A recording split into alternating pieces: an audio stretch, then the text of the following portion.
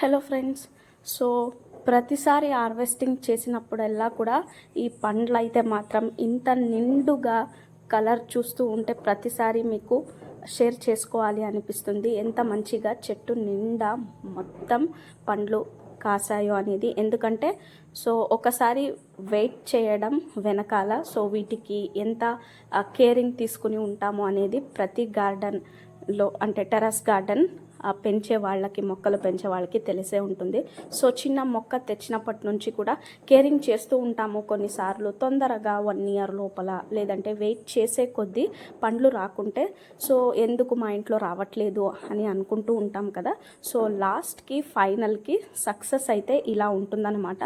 So చూస్తున్నారు కదా, ఇప్పుడైతే మాత్రం ప్రతిసారి మొక్క నిండా ఎక్కడా కూడా ఒక్క పువ్వు కూడా ఫెయిల్ అవ్వకుండా ప్రతి కొమ్ముకి పండ్లైతే అంత మంచిగా కాస్తూ ఉన్నాయన్నమాట. పూలు కూడా హెవీగా వస్తూనే ఉన్నాయి.